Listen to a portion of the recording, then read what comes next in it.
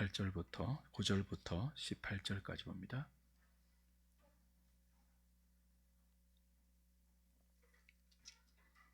구약성경 408페이지입니다. 사무엘상 1장 9절부터 18절까지 제가 한 절, 여러분이 한 절 교독합니다. 그들이 실로에서 먹고 마신 후에 한나가 일어나니 그때 제사장 엘리는 여호와의 전 문설주 곁 의자에 앉아 있었더라.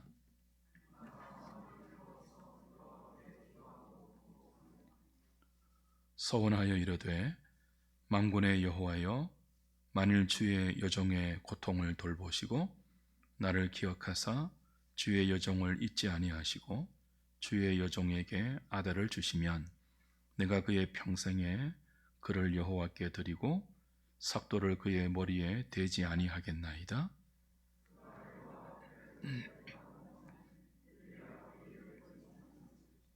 한나가 속으로 말하매 입술만 움직이고 음성은 들리지 아니하므로 엘리는 그가 취한 줄로 생각한지라.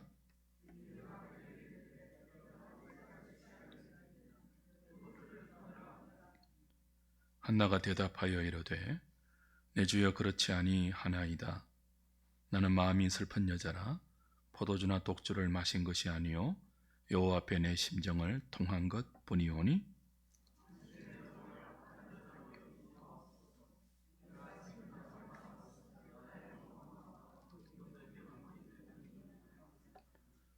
(17절) (18절) 같이 봅니다. 엘리가 대답하여 이르되 평안히 가라. 이스라엘의 하나님이 내가 기도하여 구한 것을 허락하시기를 원하노라 하니 이르되 당신의 여종이 당신께 은혜 입기를 원하나이다 하고 가서 먹고 얼굴에 다시는 근심빛이 없더라. 아멘.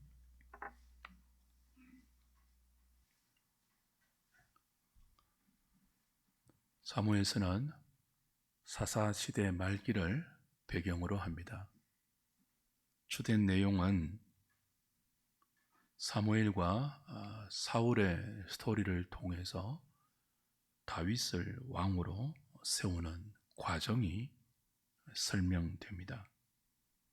사람마다 자기 소견에 오른 대로 살았던 영적 불임의 시기였던 이 사사 시대를 구원하는 도구로 하나님은 육체의 불임을 고통으로 겪고 있는 한나를 사용하십니다. 영적 불임의 고통을 해결하는 하나님의 구원의 방책이 육적 불임의 고통 중에 있는 엘가나의 아내 한나로 시작되고 있죠.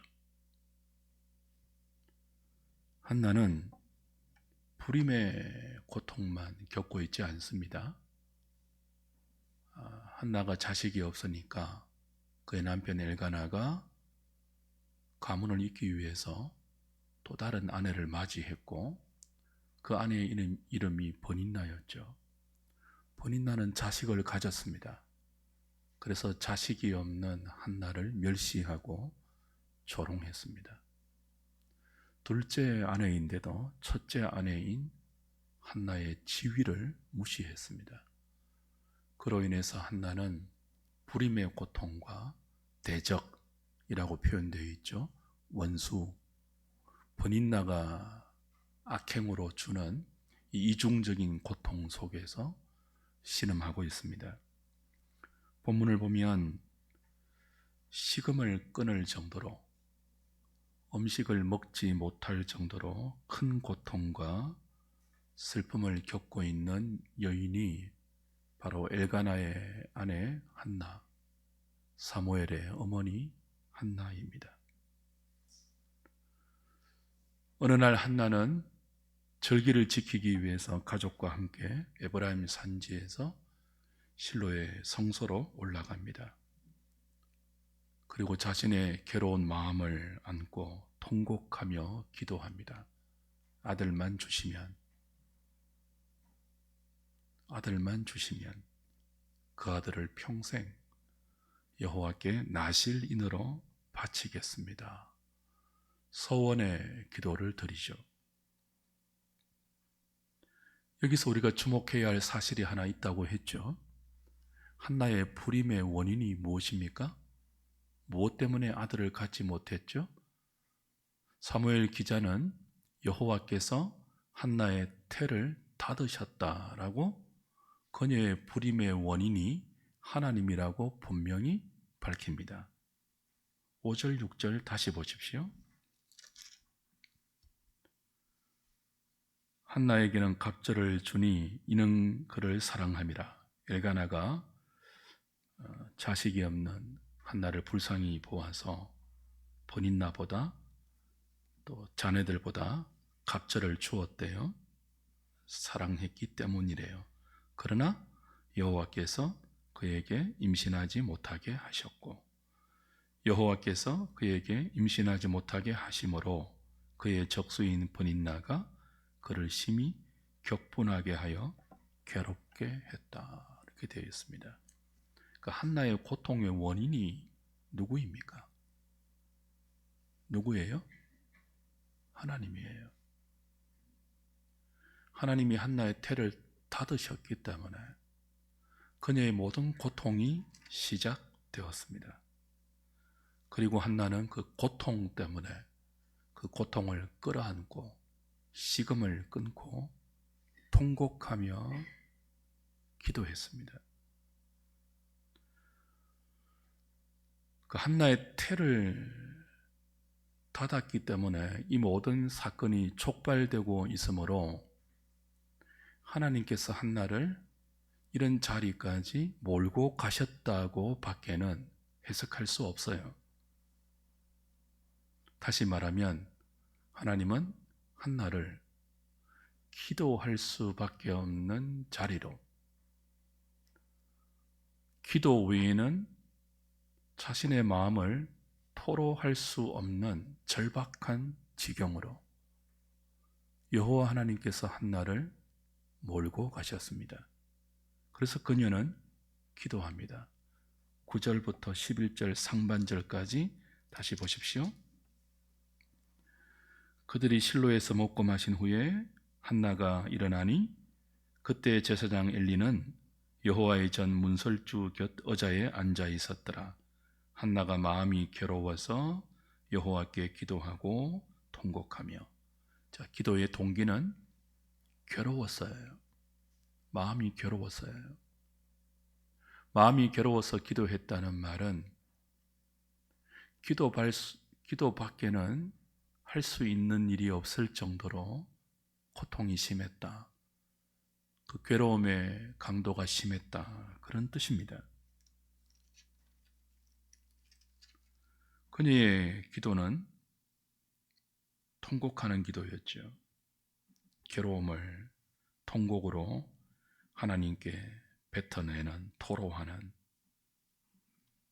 한 많은 여인의 통곡하는 기도, 한나의 기도입니다. 그리고 그렇게 통곡할 수밖에 없을 정도로 한나를 고통 가운데 몰아넣으신 분이 누구라고요? 하나님이세요. 한나의 이름이 뜻이 뭐냐 하면 은혜를 받은 자, 그런 뜻입니다. 무엇이라고요? 은혜를 받은 자. 근데 하나님께서 한나에게 주신 은혜가 무엇입니까? 태를 닫은 거예요. 이게 무슨 은혜이죠?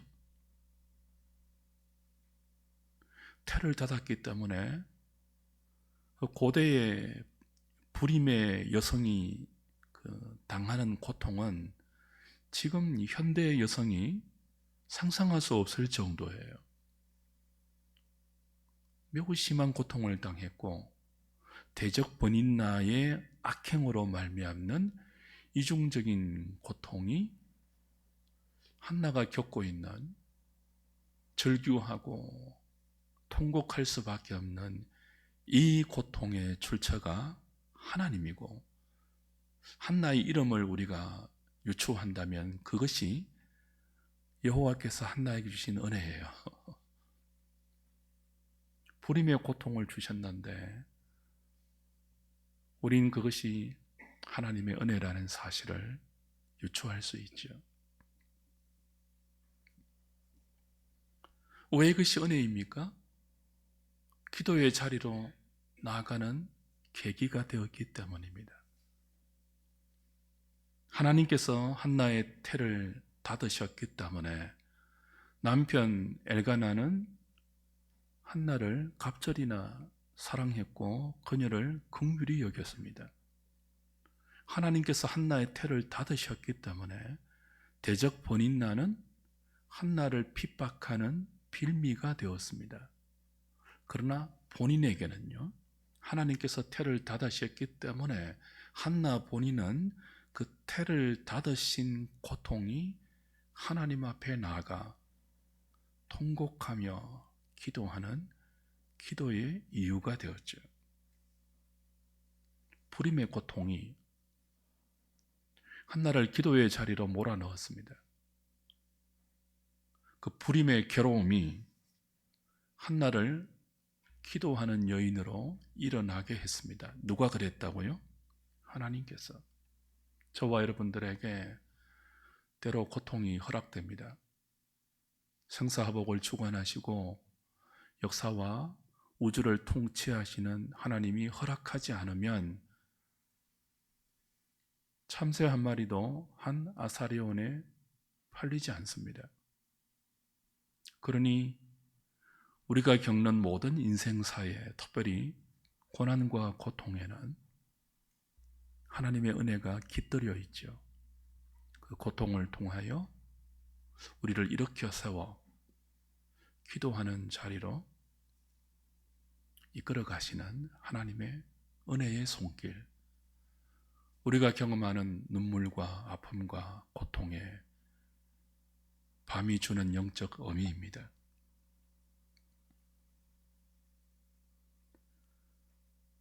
처음부터 아들을 주시는 은혜를 주시면 안 됩니까? 그랬다면 버닌나라는 또 다른 아내가 그 엘가나와 한나의 가정에 들어올 필요가 없잖아요. 처음부터 엘가나와 한나 사이에 자식을 주셨다면 그 가정이 얼마나 더 화목한 가정이 될 수 있었겠습니까? 그러나 하나님은 한나에게 은혜를 주셨는데 그런 은혜가 아니라 불임의 고통을 은혜로 주셨습니다. 그 고통으로 기도의 자리로 불러가셨고 그 기도를 통해서 누구를 주십니까? 사무엘을 주십니다. 나실인, 하나님께 바쳐진 자, 엘가나와 한나의 아들이 아닌 하나님의 자식, 그래서 하나님께 마땅히 드려야 하는 하나님의 소유, 그 사무엘을 주셔서 자기 소견에 옳은 대로 살아가는 그 혼란과 혼동의 시대를 구원하는 하나님의 구원 역사를 시작하고 있죠. 우리의 고통을 그렇게 사용하시는 하나님의 섭리입니다. 처음부터 아들을 순적하게 주셨다면 아마 그 아들을 하나님께 바칠 생각을 하지 않았을 수 있습니다. 자신들의 자식이라고 끼고 살았을 수 있습니다. 자식을 우상으로 섬길 수도 있었을 것입니다. 그러나 하나님은 불임의 고통의 밤을 수없이 보내게 하시고 그 괴로움을 통곡할 수밖에 없는, 그 괴로움을 감히 입 밖으로 소리내어 부르짖지 아니하고 울음을 속으로 삼키면서 애달픈 통곡을 신음으로 뱉어낼 수밖에 없는 한많은 여인으로 한나를 빚어가셨고, 그 고통의 순간 끝자락에서 아들을 주심으로 이 아들은 내가 낳은 아들이 아닙니다. 하나님이 주신 하나님의 아들입니다. 하나님께 바치겠습니다 라는 소원을 기꺼이 믿음과 감사로 이행할 수 있었던 거예요.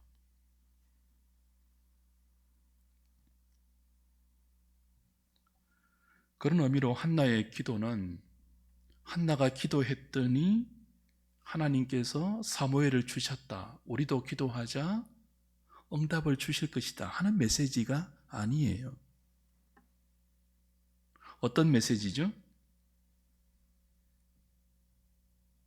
하나님이 사무엘을 주셨다, 하나님만이 이 아들을 주셨다, 그걸 한나의 기도로 확인시켜 주신 것이 한나의 기도가 주는 의미입니다. 우리는 흔히 기도를 어떻게 배웠습니까? 우리가 기도하면 하나님이 일하신다, 그렇게 배웠어요. 그렇죠? 근데 성경은 정반대로 기도를 우리에게 가르쳐 줍니다. 우리가 기도하니 하나님이 일하신다라고 기도를 정의하면요, 기도하는 우리의 공로, 기도하는 우리의 자랑이 우리의 의로 쌓입니다. 근데 한나의 기도는 성경에 나오는 수많은 기도의 의미와 같이 그런 일차적인 의미가 아니고 오직 하나님만이 이 아들을 주셨습니다. 오직 하나님만이 당신의 권능과 은혜로 지금 이 일을 이루셨습니다 를 확인시켜주는 수단으로 기도가 동원되어요. 다르죠? 우리가 기도하면 하나님이 일하십니다, 이것도 하나의 메시지는 됩니다. 그리고 이것도 우리의 신앙심을 자극하는 좋은 촉매제가 될 수는 있어요. 그러나 성경이 말하는 기도의 더 정확한 의미는 뭐죠? 우리가 기도함으로 이 일이 생긴 것은 우리의 능력이 아니라, 우리의 수단이 아니라, 우리의 경험과 우리의 실력과 심지어 우리의 기도 때문이 아니라 이 기도를 통하여서 오직 하나님만이 하셨다는 것을 기도하는 우리와 기도했던 나를 보는 수많은 사람들에게 알리는 의미예요. 무엇이라고요? 기도하면 하나님이 일하십니다, 우리 열심히 기도합시다 정도가 아니라 기도를 통하여 하나님이 이루신 이 일이 오직 하나님의 능력으로만, 하나님의 은총으로만 이루어졌습니다.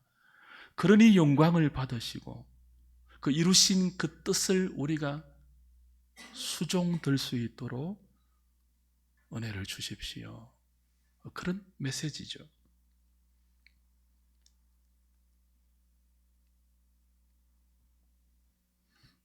사무엘상의 첫 번째 스토리는 한나의 기도로 시작이 되고, 그 기도가 우리에게 주는 영적 메시지는 하나님께서 기도를 통해서 구원자를 만들어 가시는 이 일을 시작하심으로 자기 소견에 오른 대로 사는 사사시대 말기에 그 극심한 영적 불임과 혼란의 상태를 구원할 수 있는 유일한 분은 이 한나의 기도를 통해서 일하시는 하나님밖에 없다는 사실을 전면으로 부각시키고 있습니다. 그러므로 주 안에서 사랑하는 여러분, 기도하는 누군가를 부각시켜서는 안 됩니다. 기도하는 사람이 영웅이 되어서는 안 됩니다. 왜 하루에 몇 시간도 기도하지 못해? 이 덜 떨어진 것들, 제가 늘 그러죠. 그것만큼 교만한 말이 없어요. 기도는 기도하는 우리를 자랑하거나 내세우는 빌미의 수단이 아닙니다. 기도는 내게는 아무런 능력이 없습니다. 나는 자식을 가질 능력이 없습니다. 자식을 낳을 수단도 못 됩니다. 그래서 원통합니다. 하나님이 주시지 아니하면 나의 이 문제를 해결할 그 어떤 사람도 존재도 없습니다. 불쌍히 여겨 주십시오. 그 기도에 응답하셔서 하나님만이 우리를 구원할 수 있다는, 하나님만이 우리의 소원이 될 수 있다는 것을 강력하게 가르쳐주는 은총의 수단이 무엇이라고요? 성도의 기도입니다. 교회의 기도입니다. 그러니 우리 교회는 기도 열심히 하는 교회예요, 이런 말 안 하면 좋겠어요.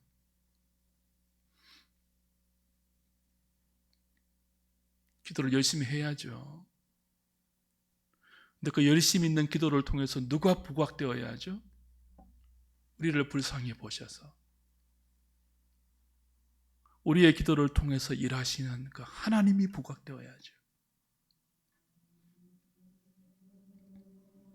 본문에서 붙들어야 하는 중요한 메시지가 하나 더 있습니다. 그럼에도 불구하고 우리의 기도를 통해서 일하시는 하나님이 첫 번째 메시지라면, 두 번째 메시지는 그 기도를 통해서 하나님께서 한나의 고통을 평강으로 변화시켜 주셨다는 데 있습니다. 한나는 실로의 성소에서 엘리 제사장 앞에서 기도했죠. 근데 기도할 때는요, 고통하며 부르짖으며 통곡하며 기도했습니다. 그 통곡을, 그 울음을 안으로 삼키면서 입만 달싹이면서 기도했습니다. 그래서 엘리 제사장이 볼 때 이 여인이 낮부터 포도주에 취한 악한 여인이 아닌가라고 오해할 정도로 그 고통을 끌어안고 기도했어요. 근데 기도가 끝난 후에는요, 그 얼굴빛에 근심이 사라진 채로 돌아간. 오늘 본문 18절 보십시오. 엘리 제사장이 포도주를 먹지 말라라고 했을 때 내가 술에 취한 것이 아니고 이런저런 이유로 마음이 너무 괴로워서 격동된 나의 마음을 하나님께 토로한 것뿐입니다 라고 자초지종을 밝히자 엘리가 자신의 오해를 인정하고 너의 기도가 하나님께 응답되기를 원한다라고 축복해 주었죠. 그때 18절 이르되 당신의 여종이 당신께 은혜 입기를 원하나이다 하고 가서 먹고 얼굴에 다시는 무엇이 없었다고요? 근심빛이 없더라. 다시는. 자, 기도하기 전에는요, 식음을 전폐했습니다. 괴로워서, 너무 고통스러워서 밥이 넘어가지 않았어요. 근데 기도하고 나서는요, 먹고 되어 있습니다. 가서 먹고 다시는 얼굴에 근심빛이 없었더라. 하나님이 기도를 통해서 당신의 구원의 일을 행하시고 그렇게 기도의 은총 가운데 하나님께 붙들리면 근심이 사라지고 평안의 은혜가 허락됩니다. 오늘 수요기도에 모인 저와 여러분들이 하나님께 구해야 하는 은총 중에 하나가 이거예요. 평안의 은총. 근심이 평강으로 바뀌는 은혜. 이유는 몰라요. 아직 아들을 얻은 것도 아니잖아요. 19절, 20절 가야지 이제 사무엘이 주어지거든요. 임신을 하고 18절까지는 아직 아무런 변화가 일어나지 않은 상황이에요. 여전히 대적 번인나의 격동은 그대로이고요. 여전히 불임하는 고통의 육체적 현실도 그대로입니다. 변한 것이 아무것도 없어요. 근데 오직 하나, 한나의 마음은 변했습니다. 음식을 먹지 못할 정도로 괴로웠던 그녀의 마음에 음식을 먹고 일어나 힘을 낼 수 있을 정도로 평강이 찾아왔고 그 얼굴에 다시 근심의 빛이 깃들이지 않았어요. 이유는 몰라요. 형편도 그대로예요. 사람도 그대로예요. 환경도 그대로예요. 근데 웬 이유인지 모르겠지만 마음이 바뀌었어요. 더 이상 번인나의 격동이 아픔으로 다가오지 않아요. 웬일인지 모르겠지만 어떤 이유인지 모르겠지만 그 두려움이 엄습해오던 불안함이 그 고통과 잠 못 자는 신음하는 그 마음의 괴로움이 평안으로 바뀌어 있어요. 이유는 모르겠지만 하나님이 하실 일이 믿어져요. 어떻게 하시겠지? 뜻이 있겠지. 우리가 종종 경험하는 은혜 아닙니까? 이거 어떻게 설명하겠습니까? 마음이 바뀌는 은혜, 두려움에서 평안함으로, 담대함으로, 근심에서 고통에서 기쁨으로 이 변화의 은총이 오늘 이 저녁에 나오신 저와 여러분에게 있기를 소망합니다.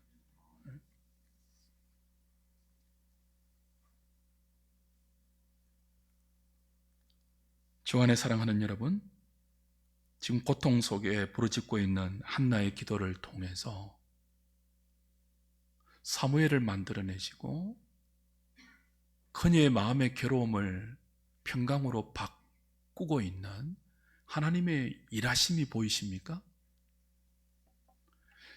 하나님은 우리의 소망이 끊어진 그 절망의 자리에서, 통곡할 수밖에 없는 그 어둠과 슬픔의 자리에서 구원의 은혜를 여명으로 비추기 시작하십니다. 아니, 우리가 절망할 수밖에 없는 그 자리에서 하나님의 하나님 되심을 알리시기를 기뻐하십니다. 고린도 교회에 바울을 통해서 주신 말씀이 있지 않습니까? 너희 중에 지혜로운 자 있느냐? 명철한 자 있느냐? 똑똑한 자 있느냐? 강한 자 있느냐? 잘난 자 있느냐? 하나님께서 어리석은 자를 들어서 지혜로운 자를 부끄럽게 하시고 약한 자를 들어서 스스로 강하다고 자부하는 자를 부끄럽게 하신다. 하나님이 이런 방식을 사용하시기를 즐겨하십니다. 인생의 정점에 올라 있는 사람을 사용해서 그 사람의 정점을 통해서 영광 받는 것이 아니라 통곡밖에 할 수 없는 이 절망의 자리에 빠져 있는 여인을 통해서 일하시기를 즐겨하세요. 그래서 인간의 능력이 아닌 하나님의 자비와 긍휼이 어떻게 소망 없는 죄인을 구원으로 이끌어 가시는지를 똑똑히 보게 하십니다. 우리는 그렇게 사용되기 싫잖아요. 밑바닥에서 사용되기 싫잖아요. 우리를 높여주시고 인정받게 하시고 박수받게 하시고 잘나게 하시고 칭찬받는 그 자리에서 사용되어지기를 원하지만 하나님은 우리를 그렇게 사용하시기보다는 이 한나처럼, 아브라함처럼, 이삭처럼, 야곱처럼, 요셉처럼, 바울처럼, 베드로처럼 그렇게 사용하시기를 기뻐하십니다. 그래서 아무도 자랑하지 못하게 하십니다.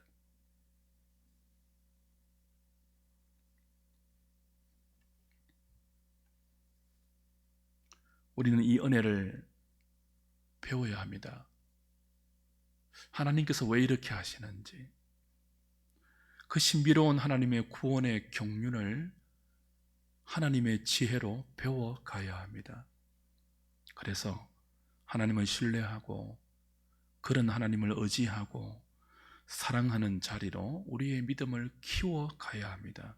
그래야 우리 주변과 이 세상이라는 무대에서 일어나는 모든 일에 이해가 안 되지만 하나님의 뜻이 담겨 있고 하나님의 역사가 펼쳐지고 있음을 신뢰할 수 있고 그 속에서 믿음으로 살 수 있는 것입니다. 주변을 보세요. 정의로우신 하나님, 공평하신 하나님,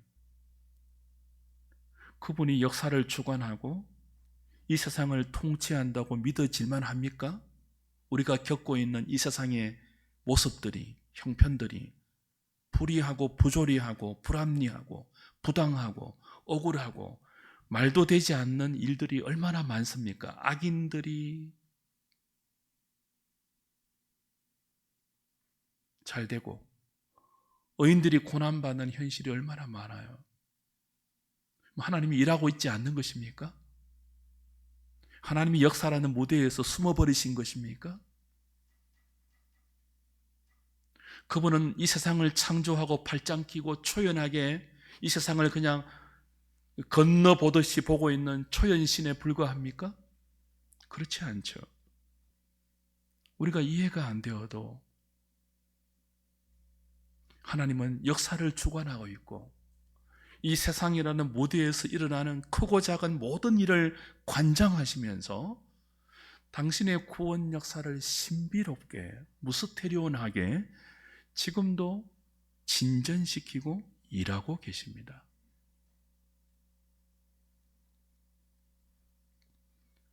그 대표적인 모델이 무엇이라고요? 고통받는 불임의 여성 한나를 통해서 사무엘을 만들어 가시는 하나님이 일하시는 이 방법이에요. 그 사사시대라는 혼돈의 역사 속에서 하나님이 왕으로 계시지 않는 그 역사 속에서 하나님은 당신이 왕이심을 그렇게 입증하고 계세요. 누구를 통해서요? 잘 나가는 인생 아니고 이 고통받는 한 이름 없는 여인을 통해서 말이에요.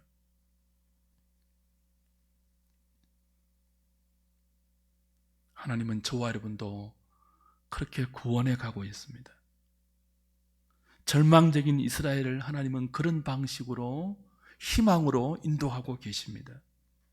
한나를 통해서 사무엘을 주시고 사무엘을 통해서 사울을 세우고 마침내 다윗을 세우신 하나님, 그 다윗에게 언약을 주셔서 예수 그리스도를 영원한 왕으로 주시고 흑암에 앉아있는 백성들을 빛으로 구원하시겠다고 약속하신 하나님, 마침내 그 약속을 그리스도의 성육신으로 이루시고 십자가와 부활로 성취하셔서 오늘도 주의 성령으로 믿는 저와 여러분들을 이 역사 속에서 만들어가고 있는 그분의 신비한 섭리를 바라보십시오.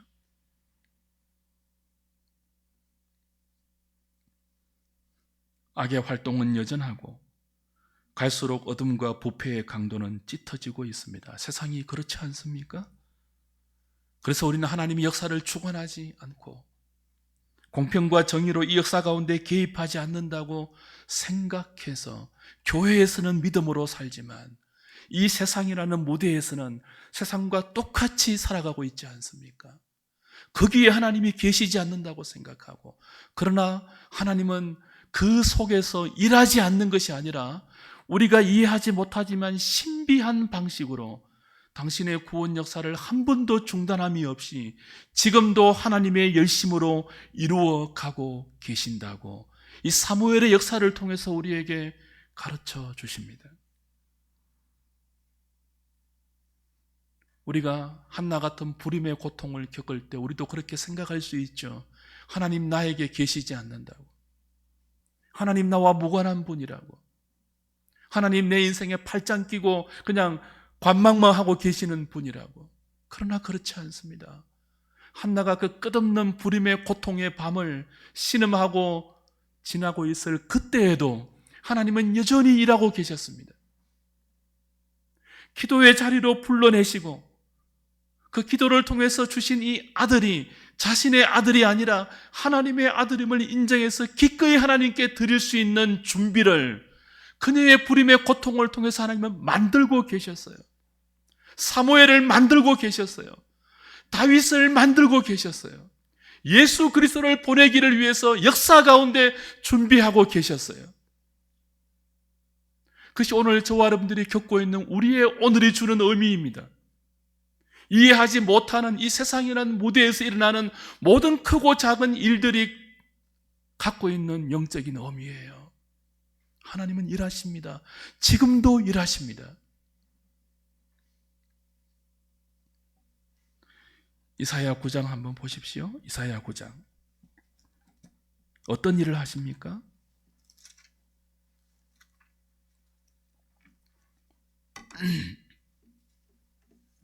1절부터 7절까지 보겠습니다.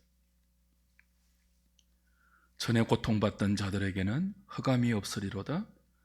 옛적에는 여호와께서 스불론 땅과 납달리 땅이 멸시를 당하게 하셨더니 후에는 해변길과 요단 저쪽 이방의 갈릴리를 영화롭게 하셨느니라. 흑암에 행하던 백성이 큰 빛을 보고 사망의 그늘진 땅에 거주하던 자에게 빛이 비치도다. 주께서 이 나라를 창성하게 하시며 그 즐거움을 더하게 하셨으므로 추수하는 즐거움과 탈취물을 나눌 때의 즐거움이 즐거움같이 그들이 주 앞에서 즐거워하오니 이는 그들이 무겁게 맨 몽에와 그들의 어깨의 채찍과 그 앞자자의 막대기를 주께서 꺾으시되 미디안의 날과 같이 하셨음이니이다. 어지러이 싸우는 군인들의 신과 피 묻은 겉옷이 불에 섭같이 살라지리니 이는 한 아기가 우리에게 낳고 한 아들을 우리에게 주신 바 되었는데 그의 어깨에는 정사를 메었고 그의 이름은 기묘자라 모사라 전능하신 하나님이라 영존하신 아버지라 평강의 왕이라 할 것임이라. 그 정사와 평강의 더함이 무궁하며 또 다윗의 왕자와 그의 나라에 군림하여 그 나라를 굳게 세우고 지금 이후로 영원히 정의와 공의로 그것을 보존하실 것이라. 만군의 여호와의 열심히 이를 이루시리라. 만군의 여호와의 열심히 이를 이루시리라. 이가 뭐예요? 만군의 여호와의 열심히 역사 가운데 이루어 가시는 그 이가 뭐예요? 한 아기가 우리에게 나서 그 어깨에 정사를 맨 기모자, 보사, 전능하신 하나님, 영존하시는 아버지, 평강의 왕이라 이름할 예수 그리스도를 주셔서 다윗에게 약속하신 영원한 다윗의 왕국, 흑암에 앉아있는 고통받는 자들에게 진리와 구원의 빛을 비추는 하나님의 아들 예수 그리스도를 통하여 이 땅을 그분의 백성으로, 그분의 백성들이 하나님의 왕되심의 통치를 받으면서 만들어가는 하나님의 나라로 세우는 이 일, 그 공평과 정의가 그의 백성들에게 생명으로 통치되는 그 나라를 세우는 이 일, 그 일을 이 혼란한 역사 가운데 하나님은 여호와의 열심으로 지금도 이루어가고 계십니다. 그것이 사무엘의 시작에서는 어떻게 진행되고 있다고요?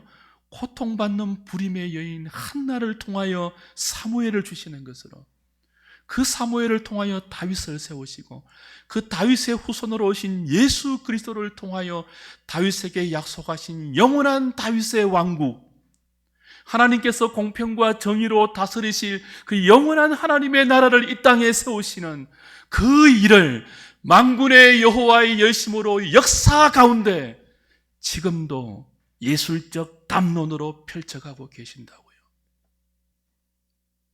그걸 배워야 돼요. 그걸 배우지 못하면요, 우리는 하나님을 어떻게 이해합니까? 나의 작은 문제에 응답해 주셔서 그 문제가 해결되면 하나님이 계시고, 이 문제가 해결되지 않으면 눈물과 고통의 밤만 지속되면 하나님을 만나지 못하는 우리 기독교 신앙의 토대를 나의 작은 문제에 하나님이 해결해 주시는지 안 해 주시는지로만 신앙의 기초를 쌓게 된다고요. 무엇은 보지 못하고요, 이해되지 않는 개인의 인생과 이 역사의 수많은 일들 가운데 여전히 만군의 여호와의 열심으로 이루어 가시는 그 하나님의 영원한 나라, 그 나라를 만들어 가시는 하나님에 대해서는 무지한 채 왜 자식이 없습니까? 왜 번인나가 나를 무시하고 조롱합니까? 이 원통함 어떻게 합니까? 거기에만 매달려 있을 수밖에 없는 빈곤한 신앙이 되는 거죠. 근데 하나님은 그런 한나를 고통으로 일깨워서 평강의 여인으로 바꾸어 놓으시고 사무엘을 주시면서 그 아들을 기꺼이 하나님의 나신으로 바칠 수 있는 믿음의 여인으로 자라게 하시죠. 무엇이 그녀를 자라게 합니까? 고난입니다. 그녀가 처음부터 아들을 쑥쑥 낳고 그 아들이 주는 재롱의 기쁨에 흠뻑 빠져 있었다면 그녀의 믿음은 눈물 가운데 만나는 하나님을 맛보지 못했을 거예요. 자기 자식이 하나님이 주신 선물임을 깨닫지 못했을 거예요. 우리도 그래요. 여러분이 어려움이 없이 마냥 잘 나가고 형통대로와 비단길만 여러분 앞에 열려 있다면 여러분은 분명히 교만한 사람 됩니다. 아니 예수 믿으면 이렇게 되는데 왜 그렇게 안 되지? 다른 사람 멸시할 거예요. 왜 아들을 못 낳지? 기도하면 되는데 그런 그 이상한 믿음을 가진 사람 될 거예요. 내 눈물의 골짜기를 어두운 밤으로 터널로 통과하다 보면 하나님께서 우리를 단련시켜서 그 모든 어줍차던 신앙의 교만을 다 깨뜨리시고 하나님의 뜻에 우리의 인생을 맞추어 갈 수 있는 믿음의 눈을 갖게 하시고 하나님의 하나님 되심을 배워가게 하셔서 우리 인생을 통해서 하나님이 빚어가셔서 마침내 만들어내시는 구원의 영광이 무엇인지를 비로소 소망으로 보게 하시죠. 에베소서 1장 가보십시오. 하나님께서 저와 여러분들을 만세전에 그리스도 안에서 택정하시고 때가 되어 불러서 구원을 주신 이유가 무엇인지 여기 분명히 이렇게 나오죠. 에베소서 1장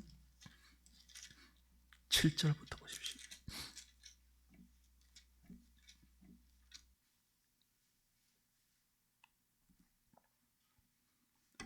우리는 그리스도 안에서 그의 은혜의 풍성함을 따라 그의 피로 말미암아 속량 곧 죄사함을 받았느니라. 이는 그가 모든 지혜와 총명을 우리에게 넘치게 하사 그 뜻의 비밀을 우리에게 알리신 것이요 그의 기뻐하심을 따라 그리스도 안에서 때가 찬 경륜을 위하여 예정하신 것이니 하늘에 있는 것이나 땅에 있는 것이 다 그리스도 안에서 통일되게 하려 하심이라.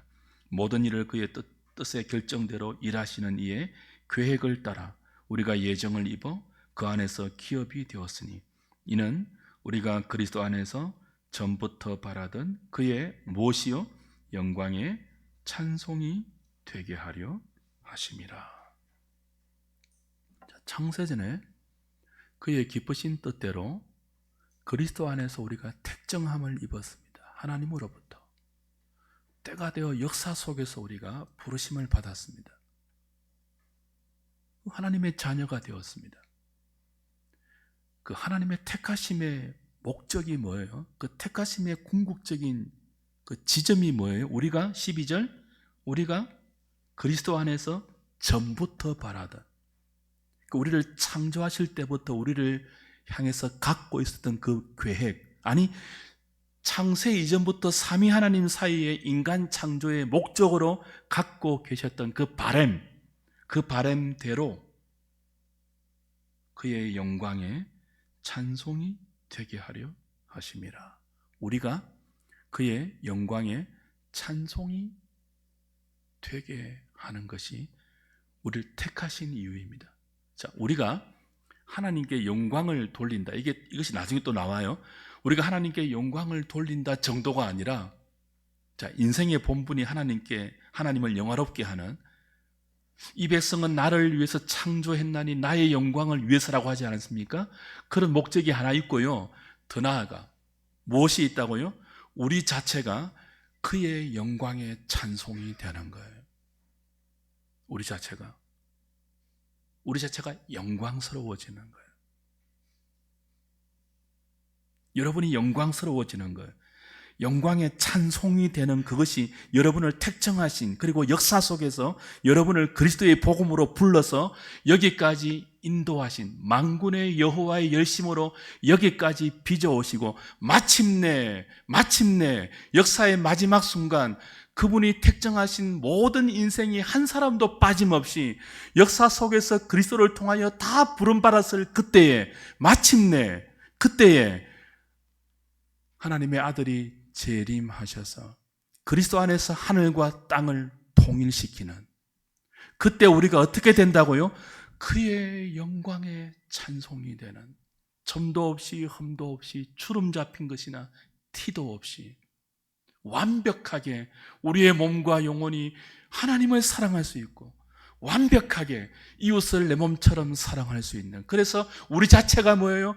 그 영광의 찬송이 되는, 그것을 바라보고 하나님 우리를 지었고 죄 속에 빠진 우리를 그 자리를 바라보고 건져내셔서 지금도 만군의 여호와의 열심으로 역사 속에서 우리 인생이라는 무대 속에서 우리를 그렇게 빚어가고 계신다고요. 그걸 위해 무엇이 필요하다고요? 불임의 고통이 때로는 필요해요. 번인나라는 대적이 하나님의 뜻에 의해서 우리 인생에 생긴다고요. 그런 사람이 생기고 그런 사건이 생기고 왜 이런 일이 하나님 있어야 합니까 하는 우리의 형편이 허락되어요. 주 안에 사랑하는 여러분, 영광이 그냥 빚어지던가요? No cross, no crown 아닙니까? 고난 없는 영광이 가능합니까? 하늘의 영광이 땅에서 좋은 것만 누리던 사람에게 소망으로 맺힙니까? 여러분이 배부르고 등 따시면 하늘을 소망하십니까? 여기가 좋사오니 그러지 않겠어요? 우리의 모든 허탄한 욕심과 우리의 모든 그 허망한 목표와 계획들이 언제 좌절되고 언제 그것을 내 손에서 기꺼이 내려놓습니까? 세상으로부터 말도 되지 않는 배신을 당해볼 때입니다. 우리가 언제 세상에 소망을 두지 않을 수 있습니까? 여기가 꿈의 무대가 아니라 이 세상은 우리의 믿음을 연단시키는 하나님이 허락하신 무대임을 깨달을 때예요. 우리를 택하신 목적, 우리가 전부터 바라던 그의 영광이 찬송이 되게 하려 하심이니 우리가 그 지점을 향하여 부름받고 있습니다. 왜 우리가 이토록 예수 믿는데도 어려운 하루하루를 삽니까? 신방해보면요, 어렵지 않는 가정이 없다고요. 다 나름대로 크고 작은 어려움이 있어요. 자식의 고통, 남편의 고통, 직장의 고통, 관계의 고통, 육체의 질병으로 오는 고통, 다 있어요. 없는 사람이 없어요. 예수 믿는데도. 왜 그렇습니까? 왜 한나에게 불임의 고통이 주어집니까? 왜 경건한 엘가나의 가정에 이 자식 없는 고통으로 인한 불화와 불행이 시작됩니까? 우리의 구원이, 우리의 존재 자체가, 그리스도 안에 있는 성도의 존재 자체가 그냥 이 땅에서 잘 먹고 잘 사는, 남들보다 잘 되는 그것이 목표가 아니고 어디까지라고요? 전부터 바라던 그의 영광의 찬송이 되는 자리가 목표이기 때문에 우리를 그렇게 만군의 여호와의 열심으로 빚어가시는 거예요.